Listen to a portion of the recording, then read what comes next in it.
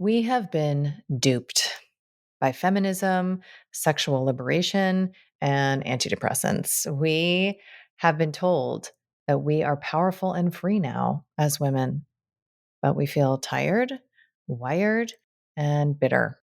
We're mostly eating right, exercising and meditating, wrangling to do lists, and arranging playdates. And yet there's a haunting hollowness beneath the huge complaints. What if I told you that there is a huge storehouse, a reservoir of energy inside of you that has not been tapped, that you could feel light and pulsing, excited and alive in ways that a wellness lifestyle cannot deliver, that you could trust yourself, that the world could feel safe, and that unexpected and expected delights could start to illuminate your path. No coach, therapist, doctor, or guru required. Just you learning to get real, present, and attentive with you. I feel like I'm here to matchmake your inner parts for the greatest love affair ever written. I want to help you learn first where you're buying eggs from the hardware store, which is the source of all pain. I want to help you master entering through the upset, which is the only spiritual practice you'll ever need, and to get real comfortable putting on your villain crown, which is, in my opinion, the key to true power. And then you'll attune to your inner yes so you can live the life defined by the specific pleasure of who you are. I am so excited to announce my latest book called The Reclaimed Woman, which is available for pre order now. So if you head to the link in show notes, you can learn more about bonuses, events, and companion offerings. And I cannot wait to see your gorgeous face on the path.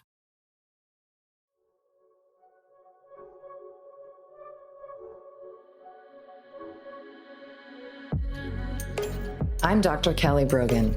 You may know me as a New York Times bestselling author of a book with an exploding pill on the cover, renegade psychiatrist, pole dancer, or honorary member of the Disinformation Dozen.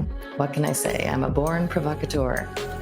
I've spent most of my recent life exposing deceptions, connecting dots, and discovering the secret places my inner victim is still waiting to be liberated. And now I feel called to help you reclaim all of your parts, your health, your sexuality, your power, and your expression, so that you can finally truly own yourself. I want to ignite in you that inner knowing and the pulsing vitality that lives beneath your disempowerment, disconnection, and resentment, so that you can audaciously, courageously, and playfully alchemize your struggle into the specific pleasure of who you are. This is Reclamation Radio, a Soulfire production. Hi, and welcome back to Reclamation Radio. I am Dr. Kelly Brogan, and I want to take a moment to just celebrate the fact that I have apparently broken through some censorship walls in this endeavor, because this podcast was recently identified as being in the top 1% of podcasts internationally. So thank you so much for trusting and interesting yourself in my magic carpet ride. So where my process has led me to recently is the realm of BDSM and conscious kink, which is a somewhat unwieldy acronym for bondage, discipline, dominance, submission, and sadism, masochism. And I certainly do not count myself an expert. In fact, I have been celibate for some time. However, I recognize patterns. I am a trained psychiatrist after all, and that is essentially what we do in the absence of any verifiable clinical testing. We pattern recognize, and I feel that there is a zeitgeist around the culture of erotic connection through consensual domination. And so I want to talk a bit today about what I have learned as far as the promise for BDSM, not only as a sexual practice, if you will, but really as a consciousness and as an orientation towards power in this world. So I have been interested in what the hell's been going on in the world over the past 3 years on a meta level. And one of the frameworks that I have found intriguing to consider is the possibility that as a collective, we are maturing, right? We are moving through an initiatory process, and that process is going to lead us to our sovereign experience as human beings, that we are coming collectively from a mentality that is, could be described as warfare consciousness. Warfare consciousness is predicated on victim mentality and the illusion of helplessness that defines the experience of a child. And as we self-initiate, we have this opportunity to come into contact with not only our native and innate power that was always there, but actually our power of choice, which is, in my opinion, the defining feature of adult consciousness. And so as we recognize the opportunity to find ourselves, to individuate, to walk this Jungian path home to ourselves, we also can feel that there is a way that we can access harmony with those that we would otherwise be at war with. And this is not only individuals, it's structures, it's, ideas, it's parts of ourselves. So the individuation process brings us into a non-oppositional, non-referential comportment towards all that is, so that we are interested primarily in self-discovery. We are interested in the meaning that is being reflected on the outside of all that is going on inside. And so as we individuate, we come into the promise of complementarity, of this idea that even though it may seem that there are irreconcilable differences, right? The maskers, the non-maskers, the vaxxers, the non-vaxxers, the black, the white, the gay, the straight, the man, the woman, right? All these polarities may seem in unresolvable conflict. But what is possible when we move into the embrace of differences, when we begin to explore how the fullest expression of that polarity affords the opportunity for all of the needs to be met in this new kind of union, which is complementarity. And that's really only possible. Like, we can actually only live in a functional community when we have properly individuated. So it requires that each of us understands not only who it is that we are to the best extent, available, but also what our yeses are and what our nos are. So what our desires are, what our limits are. Then, and only then, really, can we come into non-strategic, non-manipulative, non-fear-based, trauma-induced connection to others and the greater community. So this idea of the embrace of polarity runs counter to one of the more impactful psyops that's been running. And you can reference an earlier episode of Reclamation Radio where I talk about the trap of feminism, which is gender egalitarianism, gender parity, right? So when we live in a world where I, as a woman, can do whatever a man can do at bleeding, right? Where I can have it all, I can do it all, and I can access exactly the same linear energies that a man can access. There is a framework that suggests that I actually relinquish, abandon, and even malign the source of my greatest power, which is my cyclical nature, right? So I could show up to work every single day, 365, available, performing, and ready to produce. Or I can work with the native energies of my menstrual cycle and recognize that there are ways that I can schedule and organize my life for optimal expression and also honoring an alignment with what it is that my body is offering at any given time. I could, as David Data would say, I could ravish a man, but what if what I actually want is to be ravished, right? Then what is it to know that I can ravish a man and try to do that just so that it's like, you go first, then I'll go second. And next time I'll go first and you go second, kind of egalitarianism.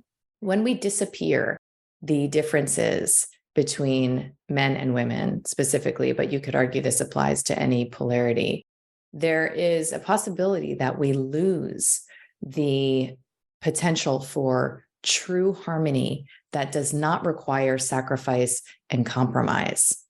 So, what I have referred to as the assault on eros and the strategic dismantling of the technology of erotic union has led to a really desiccated landscape of man-woman relating, where we have men who are cowering and apologizing, and we have women who are controlling, henpecking, and micromanaging, bitter, resentful, and disappointed, right? So in the Freudian, sort of lens, we have men who are castrated and we have women who are castrating, and nobody is well fucked under those circumstances.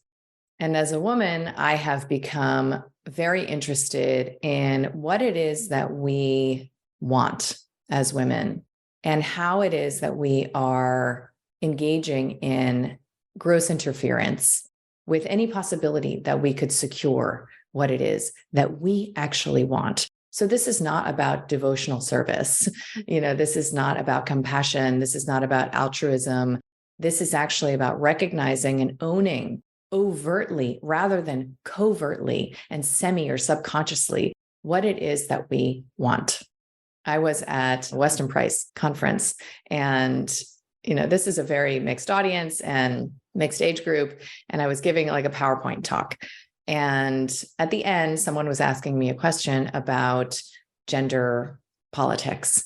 And I was answering the question, and I just offhandedly made the statement that all of the women that I know, the heterosexual women that I know, deeply long to be well handled by a trustworthy man. And I literally felt, heard, and witnessed this sensual sigh pass through the 2,000 people in the room. And it was confirmation to me that we have been gaslighting ourselves as women and pretending that what we want is domination, power, and control over, when what we really long for, so many of us, is true submission. So if you know me, you know that I'm not interested in making like 10,000 caveats about whether or not this applies to you and your sexual orientation and your personal identity and your life circumstances. Take this for what you want. If it feels familiar, like a remembrance of something that you have willfully forgotten, then come with me. Because what I am recognizing is that we have an opportunity as women specifically, but also across the seeming gender divide, we have an opportunity to reclaim a technology, a very, very powerful, like free energy level technology for collective change and healing. But it requires that we get into our own lanes and that we stop pretending that we are here to be an island unto ourselves, right? And so much of spirituality encourages, that we do it all, be it all, and, take solace in our own, selfhood.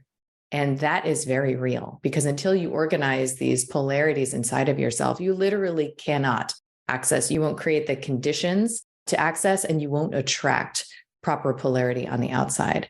However, what is available through polarized erotic connection is a power for transformation and transmutation that I believe is unparalleled.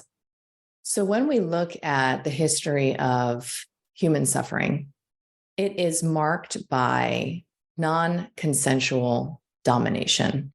That is the defining feature of, war and rape and every transgression that has ever occurred. So what if we have the opportunity in polarized dynamic? And again, I'm going to focus on man-woman relating. However, the eternal caveat is that these energies are embodied, right? So they certainly can and do embody in same-sex couples. In fact, culturally, same-sex couples really put everything that I'm about to talk about on the map. So if I'm interested in working with BDSM as a technology for the healing of gender warfare, then that's why I'm focusing on man, woman relating. And the opportunity that this kind of orientation towards domination and submission holds for us as a collective. So in the BDSM rubric, there is a dominant, a dom, and there is a submissive. And you each have very delineated roles. It is the character that you are choosing to play, sometimes just in the bedroom, sometimes in the 24/7 relationship. And the conditions that are agreed upon mutually and that are engaged are the defining conditions of consensual domination. And the submissive is in many ways the one who sets the terms for her own submission or his own submission, right? So in this exploration of, what Betty Martin would describe as want tos and willing tos, the submissive has to develop sufficient familiarity with her own boundaries, with her own limits, and with her own preferences, such that she can document, communicate about, and dictate those to a dom. And as she focuses inward, she has the opportunity to feel in the presence of this bigger energy field, which many would argue is a very direct route to God energy, divine energy, cosmic energy, whatever you want to call it, to feel held in belonging, to feel that you can release and relinquish control, to engage in an experience of your own flowing river of vital force energy. This is what so many who identify as submissives, who feel this maybe secret longing to be well handled by a trustworthy individual, a trustworthy man. This is what we want. And when we pretend otherwise, we are in this gaslight of self-betrayal. And it's almost like we can't help it because we feel so unsafe in so many dimensions of our lives that our own reflexes really interfere with the possibility of this unfolding, right? So when we are in mommying energy of our men, this is not available. When we imagine that we are in a better position to know than our man is what he needs to do at any given moment, this is not available. Nor is the experience available for the dom, which is to enter into a flow state that is designed and created and administered by his own competence and his own attunement, right? So this superpower that a dominant man has, again, as Data would describe it, like a masculine essence man, this cannot be accessed through egalitarian relating. And the most readily available analogy for me is water in a riverbank, right? So if I am in my feminine essence, a watery entity, without a riverbank, I cannot go anywhere. I've become a stagnant pool, and I don't need to micromanage the riverbank. I don't need to know the topography. I don't need to assess every little bit of soil, rock, and nook and cranny. I know that it's there and I'm going, right? So this experience that is available through this organization of energies into intentional, consensual, and conscious polarity can afford the opportunity for true transcendence and all of the integration that becomes possible when you transmute what would otherwise be trauma space into the expansive realm of bliss and embodied ecstasy. And I would argue, as does Carolyn Elliott, who is the author of Existential Kink and one of the esteemed interviews in my Faces of Fierce Femininity collection, that we either engage in kink dynamics consciously or subconsciously, right? So for example, if I am a woman who has a submissive orientation, you might not think that because of my big mouth and so many of the aspects of my persona that I've cultivated that seem very dominant, right? Very instructional, leadership oriented.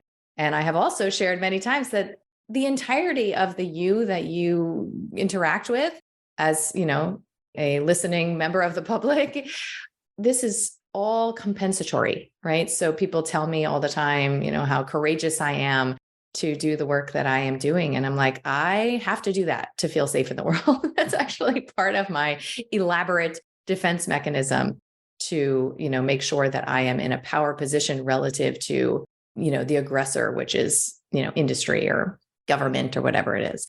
And as I have worked on that, you may have noticed over the years, recently that my energy has shifted. What I have shared with you all has shifted. And the experience of me becomes a bit more confusing, right? It becomes a bit less apparent, what it is that I'm about and who it is that I'm for, against, and fighting. So all of that is to say that an easy example of how it is that I might subconsciously interact with my submissive nature, my desire to be in the energy of a guiding, leading, organizing, trustworthy masculine field, is my relationship to like being a naughty provocateur, my relationship to being punished by, the bad daddy of the, government, media, insert institution here. So, when I was named one of the disinformation dozen, I, unlike many of the other folks named, I actually was at a point in my own personal integration where I could recognize that I really enjoyed that. I didn't find it threatening. I didn't have any inclination to participate in a lawsuit or to fight it or to even comment on it. I liked it. I like attention, pretty much any attention, but I like attention for being a bad girl. When my first book was blacklisted, A Mind of Your Own, I enjoyed that actually, right? And I think at that point, I can look back and see how there were elements of my experience where I was like thinly veiling that enjoyment. And I was in a bit of a poor me. But what, Carolyn Elliott would suggest is we engage in these dynamics of constriction and punishment in our life. Like I will create the conditions, like I will injure my ribs 3 times in a row in the first 2 months of my pole dancing journey so that I create the constriction of, no, don't do that. Don't be you. You don't get to be you. You see, I will co-create these conditions and I will feel victimized by them until I recognize that I actually want it that way and I feel safer that way. So either I can create conscious conditions for my own submission and for the play of punishment, for example, or constriction, whether that's literal or whether it's, psychological with a partner, or I can play out these energies on the world stage for you all.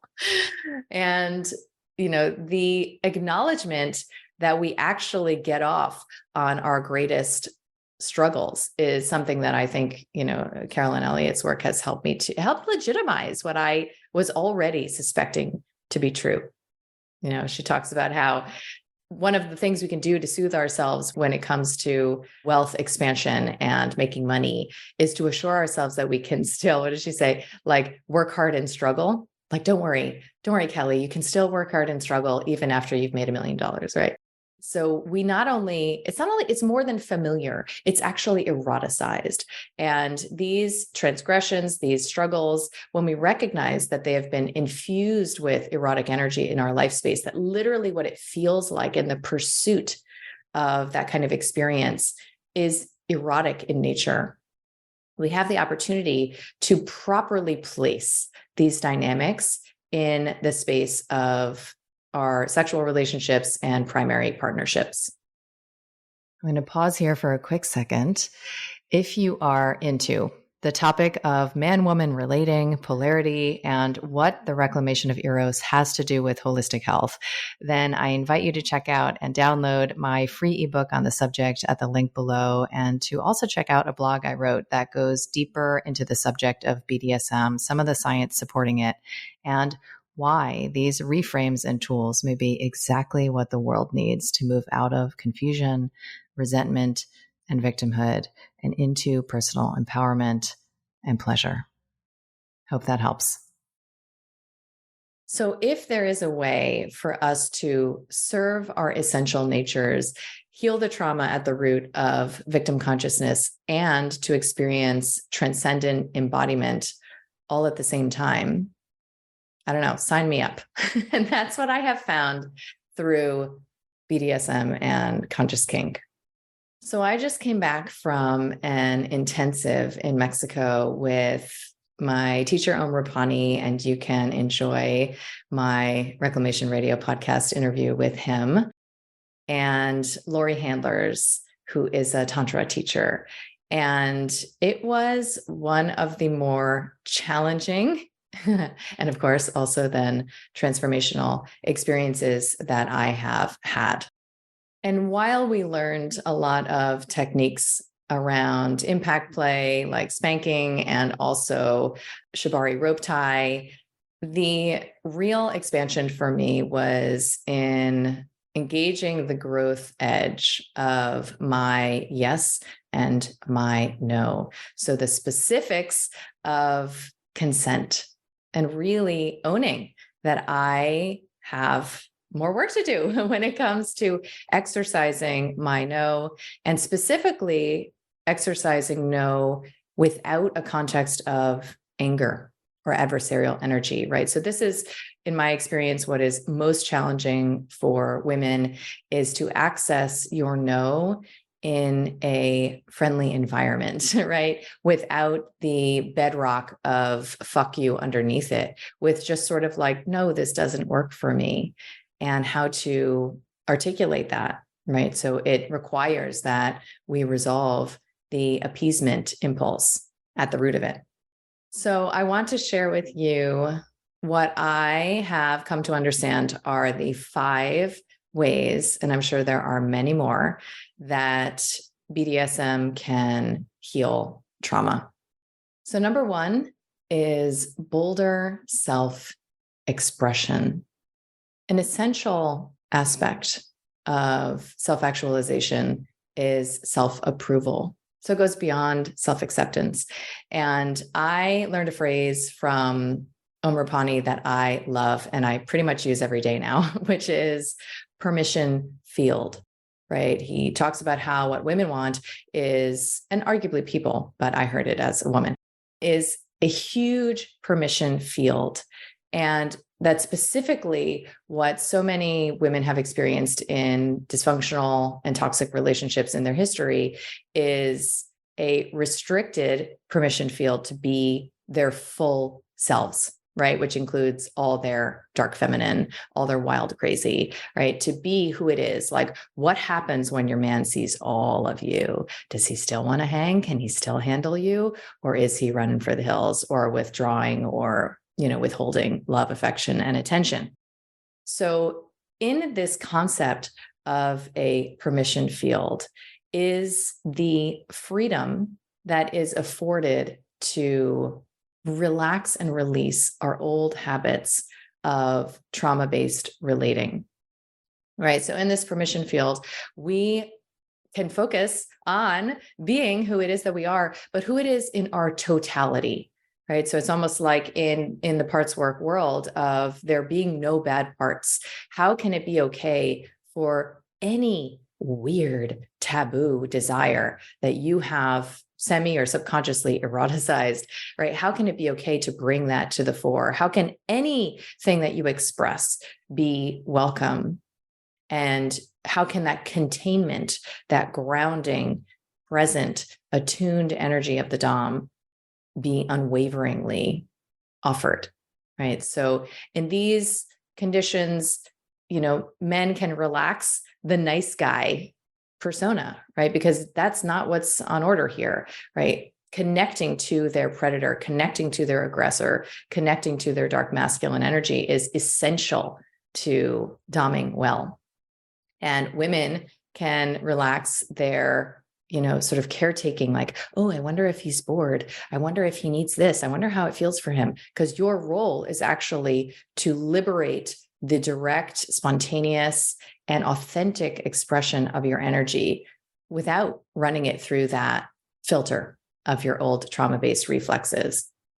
And what I experienced, even in this week-long intensive was a huge permission field to basically let any freak flag fly, that was interesting to explore.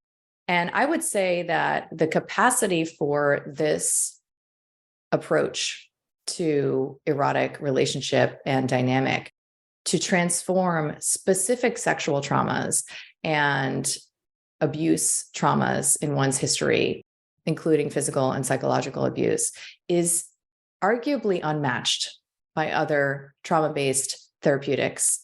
And that is because you can go back and say yes to experiences that you've had, right? Whether you were hit as a child or molested, you can go back and set a scene that embodies the experience of your victimization. And you can say yes to what was a no and probably lives in your body as a no, holding immense amounts of shame. So the shame alchemy potential that becomes available when you construct a scene that visits with the complex energetics and power dynamics of a history of abuse. And you either, through that scene, you express that no, you kick, you punch, you push, or you acknowledge that there is, latent pleasure and, attention that is afforded through abuse. I mean, there's so much complexity in there. That's why most of the time it could never be resolved through talk therapy and through any therapeutic that is not somatically based. But to blend the psychology, the emotional safety conditions of security, and also the physical embodiment and experience of sensation and pleasure, it's alchemy. It's true alchemy. So the opportunity for bolder self-expression can come from this permission field and also from the experience of containment that is at the root of proper doming. Okay. So number 2 is communication and boundaries. So as I alluded to, I've thought of myself as a good communicator, as somebody who's pretty clear on what it is that she wants to say. However, the emotional layers of communication around boundaries, like for example, I had immense discomfort in the early days of this intensive until I realized that there's no actual problem if I'm just comfortable with my no, right? So that's why there are safe words in BDSM play, is so that you don't have to do the socially conventional thing of explaining why your no is a no. And maybe it's a no. Can you help me see if it's a no? A safe word, right? So let's say yellow or red. You just say it and the boundary is set, right? So when we have boundaries and we know how to exercise them, every social situation is then comfortable, literally every and anyone, because we recognize that we are in possession of our power of choice. And there's not a problem here, right? So we don't actually need to play that game of resenting other people or feeling disappointed or having high hopes that are then dashed, when we recognize that we are the ones in a position of control. And there's not a problem with transgressing our boundaries because we have our boundaries in check, right? So most couples don't communicate about sexuality, about their preferences, about their want tos, their willing tos, and their won'ts until there is a seeming conflict or inflammation in the dynamic. And BDSM affirms the power of proactively engaging in that kind of communication as the foundation to consent and the co-creation of safe conditions that allow for truly expansive play and connection. And that leads me to number 3, which is that it is an opportunity to get high on your own supply and to experience true transcendence. So we spend so much of our lives in vigilant avoidance of our experience of embodied humanity. Literally, if you look at your day, so much of your day is an experience of running from what it is to be with yourself. And so, so we do the yoga and we do the meditation because there is this sense that being with ourselves holds a key to an experience of coming outside of ourselves, right? So it's this paradox, right? That you can enter through yourself to expand beyond yourself.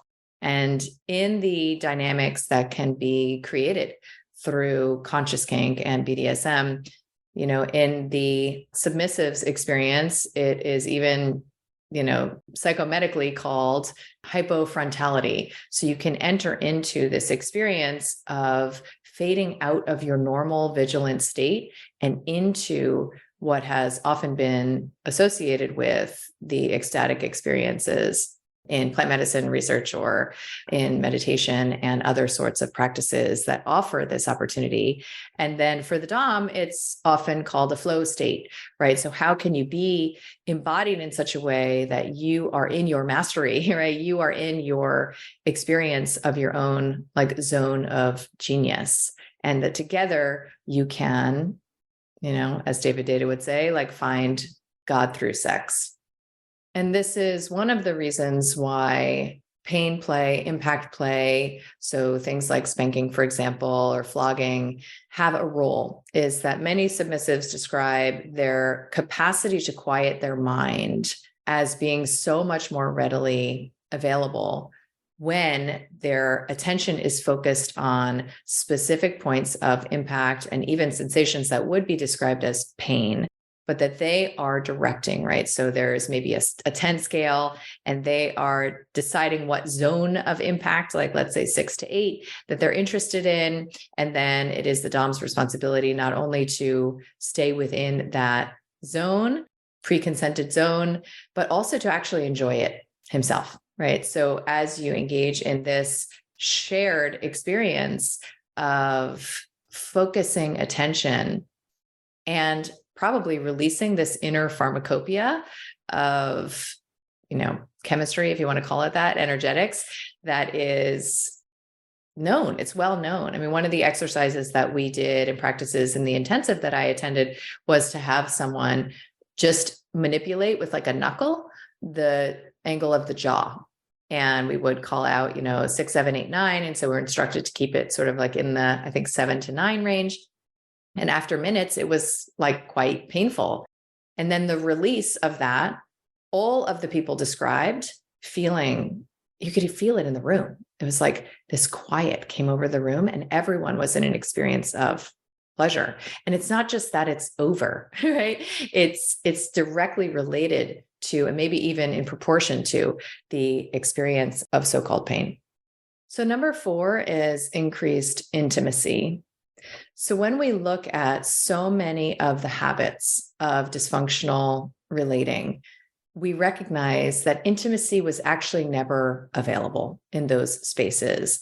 When there are appeasement strategies and control-based strategies, and there is the, anxious avoidant dance, the performance pressure that both parties experience makes it impossible for either person to actually be in their embodied humanity, to attune to their own needs, to read their own compass, and to express authentically. When you're in your performer and you're trying to manipulate the dynamic by showing up in a certain way and ignoring and betraying yourself in the process, you're in this, dynamic that is preclusive of actual intimacy. And the vulnerability that is required, the trust that is established when you show up your whole unmitigated self in a huge permission field that the culture of BDSM affords, let alone the dynamic specifically, the conditions for intimacy are set. And you have an opportunity to actually relate without all of these old habits, cowering men and henpecking women, with all of that is relaxed, and you just show up in complementarity and the fulfillment of each other's needs as you're fulfilling your own. There is a beautiful experience that, becomes available. And number 5 is simply improved well-being, right? So If you followed my journey, you know that I have moved from the chopping wood and carrying water of lifestyle reclamation and self-care as the initiation to one's power of choice. But then what do you do with that choice, right? So once your body has been sent a signal of safety and your experience of your narrative as being somebody who is chronically ill, right? Once all of that is behind you, then what are you going to do with all this freedom, right? And all this power? Well, your inner compass will lead you exactly where it is that you need to go. And it's a very archetypal journey, the one that I've been on, which is that the reclamation of one's sexuality from the caverns of, societal and familial shame is an essential developmental process. I've discussed Alexander Lowen's work and Fear of Life, a book that he wrote, where he talks about how it is that we are, really positioned in an adversarial dynamic toward our own vital force energy and our own sexual energy that begins to emerge in these very non-genital ways, right? So just the way that we sing and laugh and jump on the couch, the way that we are smalled into a box and controlled behaviorally by our caregivers to suit their needs. And then the conditional access to love, approval, and acceptance is offered when we are fundamentally in violation of our own impulses in service of theirs. So the origins are rather commonplace. And what it is that we most struggle with often as adults is reclaiming our aliveness, having an honest assessment of our own arousal, and coming into the full embrace of ourselves as sexual beings. And how do we integrate that energy into the rest of our lives outside of the bedroom? This process is one of the only ways that true well-being can be accessed. And so if you are somebody who looks at your history and you see, wow, like there's a lot of trauma in my history, there's abuse in my history, and I have struggled to feel my whole self in my experience of sexuality, then BDSM offers this immense playground of safe opportunities and structures to re-engage and reframe and re-experience that which was, fodder for your own self-judgment and self-recrimination and self-rejection, now as opportunities to really delight and play and expand into these transcendent spaces. So it really does offer the specific conditions of the transition from non-consensual domination to the reclamation of consensual domination.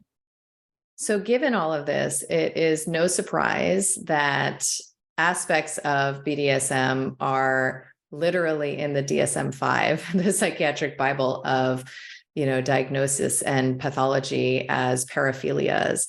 And so wouldn't it be funny if the age-old technology of consensual erotic relationship that has this inbuilt capacity to actualize and support the well-being of the participants would be so maligned, and that the intentional exploration would be in so many ways inverted as something that only like sick, weird people do, when this is actually a path forward for so many of us.